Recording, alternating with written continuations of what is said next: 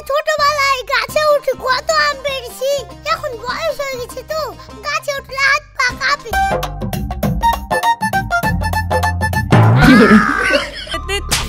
বাবু মারলো। আল্লাহ, আমি এখন কি করব?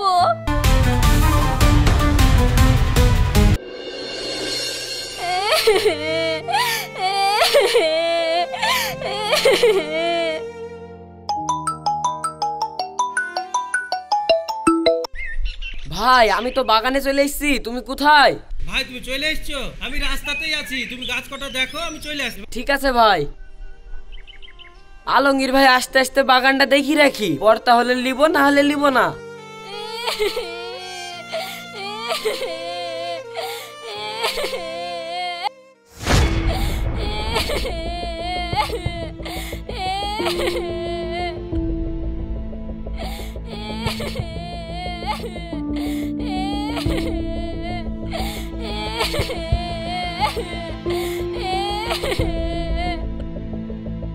এই তুমি কে এখানে বসে কান্না করছো? আমি কাঁদলাম তো, আপনার সমস্যা কি?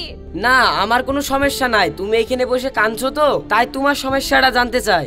আমার সমস্যা জেনে আপনার কি? আপনি কি পারবেন আমার সমস্যার সমাধান করতে? দেখো আমি তো তোমার সমস্যার কথা জানতেই পারলাম না, তাহলে সমাধান করব কিভাবে? আর তাছাড়া আমি দাদির মুখে শুনেছি মনের কষ্ট কাউকে বললে নাকি মন হালকা হয়ে যায়। ঠিক আছে, আপনি যখন শুনবো বলছেন তাহলে শোনেন।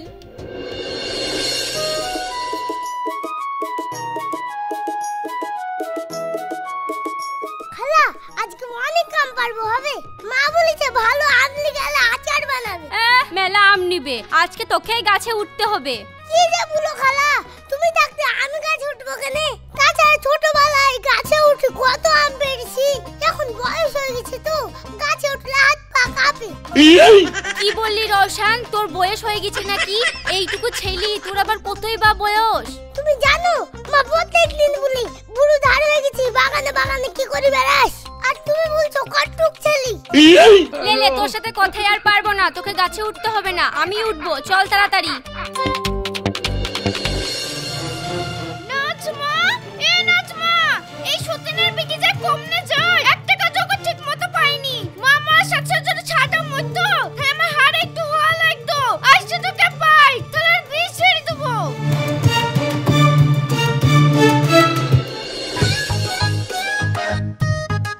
ও খালা তাড়াতাড়ি আম পারো, নাহলে আবার আশিক চাচা চলে আসবে, ওইদিকে দাদি আবার তোমাকে খুঁজে বেড়াচ্ছি, এক্ষুনি গলার আওয়াজ বানু।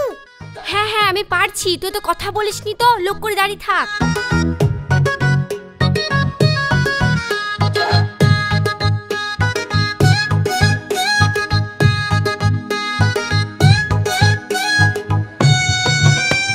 এই লোদ লোদ বাগানে কেদে আম পালে, আজ যদি ধরতে পারলি এমন মাল মালবো, একবেলা আম পালা তিকি দিব।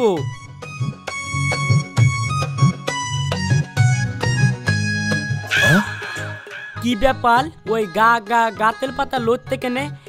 আমাকে তো ইয়া দেখতে হবে।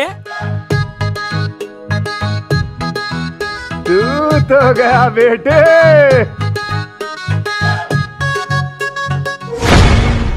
তুলা লোদ লোদ আম পালিত না, গাছ থেকে নাম তারপরে আম পালা তিকাতি। খালা আমাকে তো ধরে ফেললো, তাড়াতাড়ি কিছু একটা করো। তুই চিন্তা করিস না, আমি আসছি। ওইদিকে আবার দাদি তোমাকে খুঁজে বেড়াচ্ছে, আর এদিকে আমরা আম পাড়তে ধোয়া খেয়ে গেলাম, এবার কি করবা? এত সেই জলে কুমির আর ডেঙ্গায় বাঘ হয়ে গেল। এই তুলা এখানে লক করলি দালা, আলে তুই তাড়াতাড়ি গাছ থেকে নাম।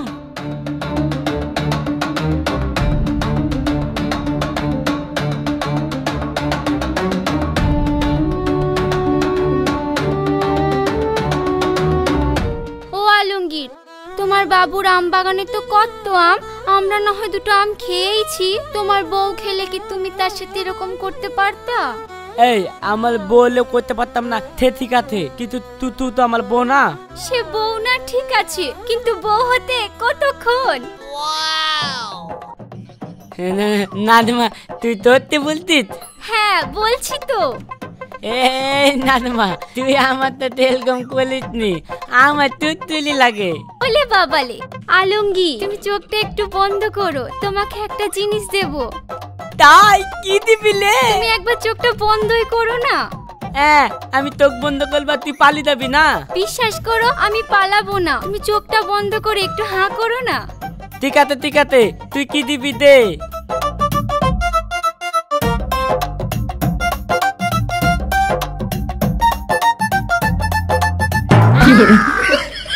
রওশন পালা।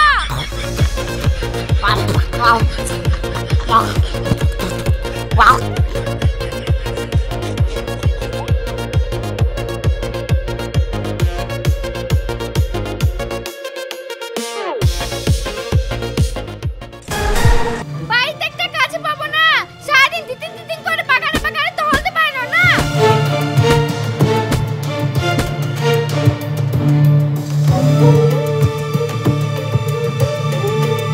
না মা, মা মেরো না মা। না, তোকে মারবে না, ছেড়ে দিবে। বাড়িতে একজন বাসন পড়ে আছে, কে মাজবে? তোর মরা মা এসে মাজবে। চ আগে।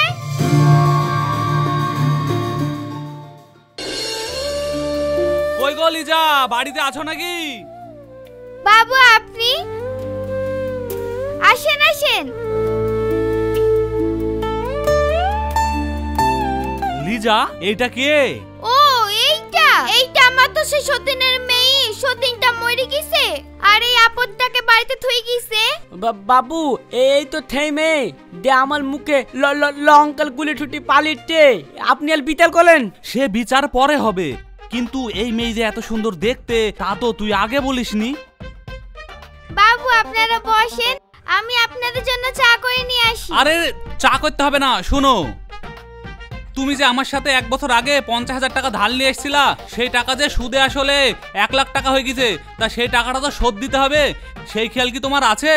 খেয়াল তো সবই আছে, আপনার কাছ থেকে ওই টাকাটা নিয়ে আমি আমার স্বামীকে বিহারে ব্যবসা করতে পাঠানো। সে তো প্রথম ঠিকঠাকই টাকা পয়সা পাঠাচ্ছিল, গত 2 মাস ধরে তার তো কোনো খবরই পাচ্ছিনি। সে না আসলে তো টাকাটাও শোধ করতে পারছিনি। আরে আরে কাজ কেন? আমার আবার মেয়েদের চোখের পানি সহ্য হয় না। তুমি থামো, আমি আগে একটু ভেবে দেখি।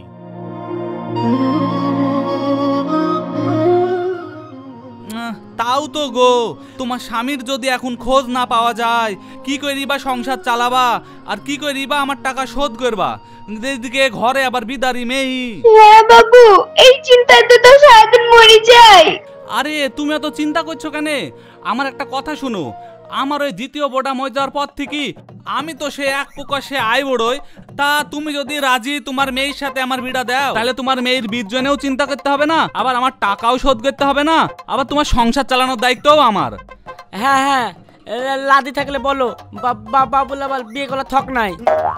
তাহলে তো বাবু ভালোই হবে, কিন্তু বিয়ে দিতে গেলে তো আমার 5-6 টাকা খরচ হবে, সেই টাকাটাও তো আমার হাতে নাই। তুমি তো চিন্তা করছো কেন? এই লাও টাকাটা রাখো, আর সপ্তাহখানেকের মধ্যে বিয়ের ব্যবস্থাটা করে ফেলো। ঠিক আছে বাবু। হবু শাশুড়ি মা, তাহলে আমি এখন আসি।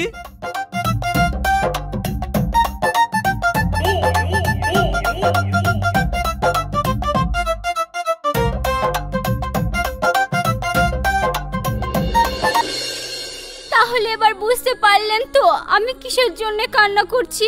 শোনো, তোমার সমস্যা আমি সবই শুনলাম, তবে তোমার এই সমস্যার সমাধান একমাত্র তুমি করতে পারবা। এ আপনি কি বলছেন? আমি যদি আমার সমস্যার সমাধান করতে পারবো, তাহলে এই আম বাগানে বসে কাঁদবো কেন? শোনো, তোমাকে আম বাগানে বসে কান্না করতে হবে না, আমি যেটা বলবো সেটা কি তুমি করতে পারবা? তাহলেই তোমার সমস্যার সমাধান হয়ে যাবে। শোনেন, ওই বুড়োকে বিয়ে করা ছাড়া আপনি যা বলবেন আমি তাই করতে পারবো। তাহলে এক কাজ করো, তুমি বিয়েটা আমাকে করে ফেলো, কারণ প্রথম দেখাতেই তোমাকে আমার অনেক ভালো লেগেছে। আমি জানি এই সৎ মায়ের কি জ্বালা, কারণ আমিও আজ সৎ মার জন্য বাড়ি ছাড়া। তুমি যদি আমাকে বিয়ে করো, তাহলে আমরা দুজন একটা সুখের ঘর বানতাম। আপনি কি ভাবছেন আপনাকে বিয়ে করলে সব সমস্যা সমাধান হয়ে যাবে? আমার আব্বা যখন বাড়ি আসবে, তখন ওই মোড়ল আমার আব্বার কাছ থেকে সব টাকা আদায় করবে। তখন আব্বা যদি ওই টাকা না দিতে পারে, তখন আমার আব্বার ওপরে অনেক অত্যাচার করবে, আর ওটা আমি মেয়ে হয়ে কি করে সহ্য করব?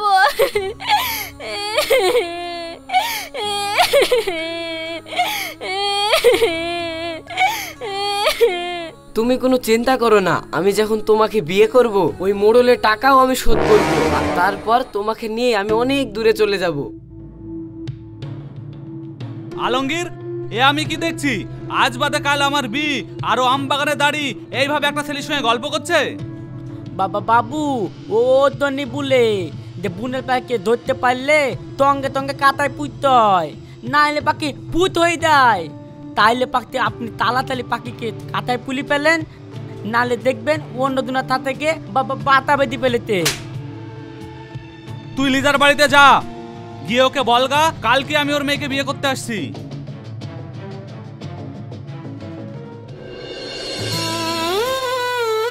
শুভ যে আমাকে কথা দিল ও আমাকে বিয়ে করবে, কিন্তু ও তো এখন এলো না, আর ও তো জানেও না যে মা জোর করে আজ আমার বিয়ে ঠিক করেছে।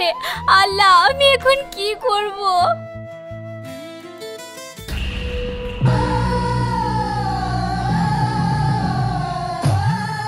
কি রে আলমগীর, আর কতক্ষণ বসে থাকবো? তাড়াতাড়ি বিয়ের ব্যবস্থা কর। বাবু সব ব্যবস্থা হয়ে গেতে, তুই তো কাঁদিতে আথেনি, কাঁদে আসলে বিয়ে হয়ে যাবে। এই জানিস নি শুভ কথা বেশি দেরি করতে নাই, তুই তাড়াতাড়ি কাজী সাহেবকে ডেকে নিয়ে আয়। ঠিক আছে বাবু। লিজা, লিজা,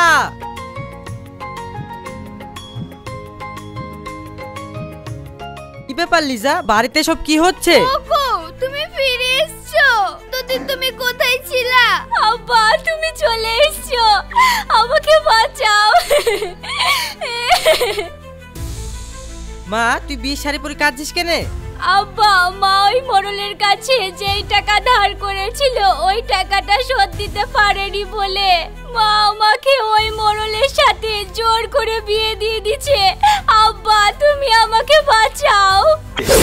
কি লিজা, নাজমা সব কি বলছে? আমি বেঁচে থাকতে আমার মেয়ের বিয়ে দিয়া তুমি কে?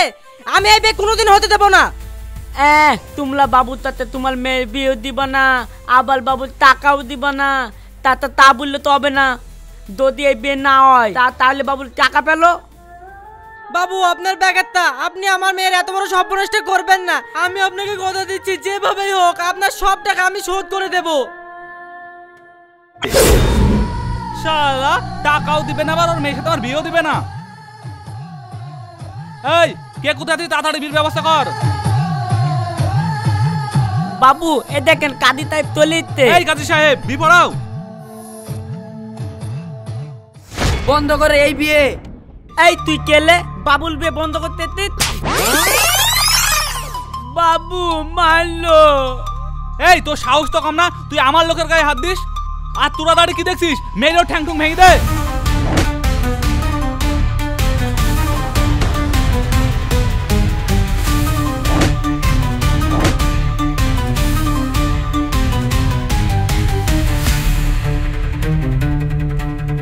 হ্যালো।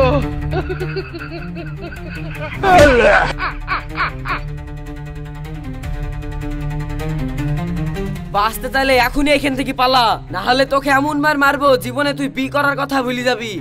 তাহলে আমার টাকাগুলোর কি হবে? আমি যে ওর সাথে আমি 1 লাখ টাকা পাই। এই লে তোর টাকা, এরপর থেকে এই বাড়ি 3 সীমানা জানে তোকে না দেখি।